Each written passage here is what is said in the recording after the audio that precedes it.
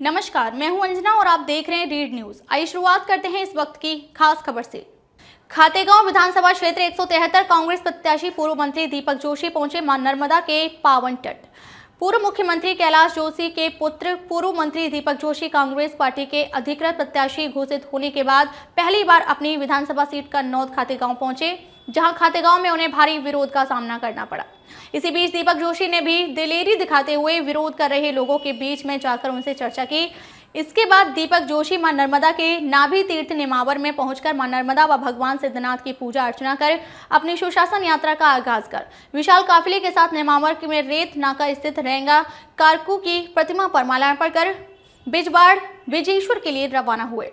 नेमावर से दीपक तिवारी की रिपोर्ट। प्रथम चरण आपने शुरू किया है, बिगुल बजा दिया है, क्या उम्मीद है आपको इतने विरोध के बाद आप चुनाव लड़ेंगे?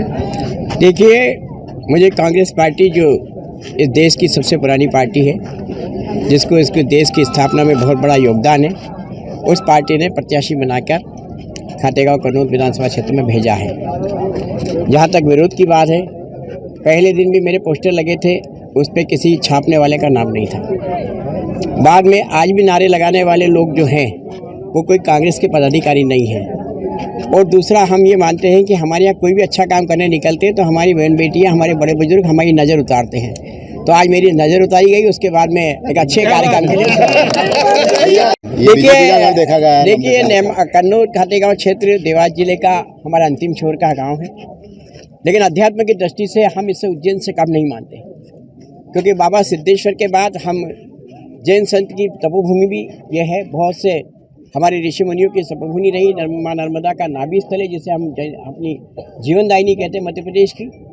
लेकिन आज हम देखें कि कन्नौद खातेगांव क्षेत्र में जो व्यवस्था है वो सुशासन के रूप में स्थापित नहीं है।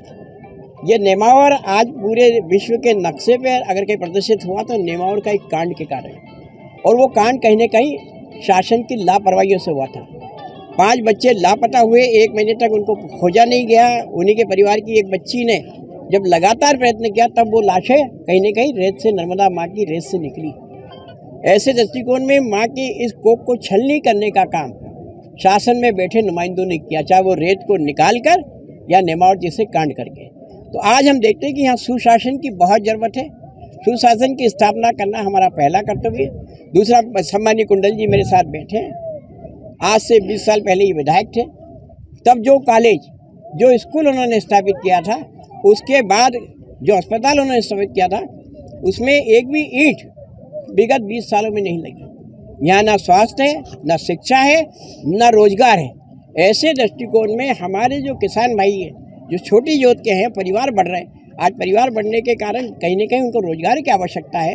रोजगारोन्मुखी कार्य लगाने के बजाय उनको जिस धंधों में लगाया जा रहा, और उसमें भी भाजपा के नेताओं की संलिप्तता बड़ी तेजी से उजागर हो रही हो, चाहे रेत का धंधा हो, चाहे शराब का धंधा हो, चाहे ड्रग्स का धंधा हो। क्षेत्र का मतदाता अगर आपको मौका देता है तो क्या कार्य योजना आपके पास? मेरी पहली प्राथमिकता रहेगी सुशासन की स्थापना, क्योंकि मां नर्मदा का पावन तट है।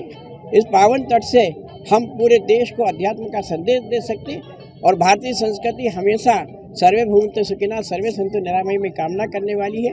हम उस माँ से ये आराधना करते हुए एक अच्छे शासन की स्थापना के साथ शिक्षा, स्वास्थ्य और रोजगार की दृष्टि से कुछ महत्वपूर्ण कार्य इस क्षेत्र में करेंगे।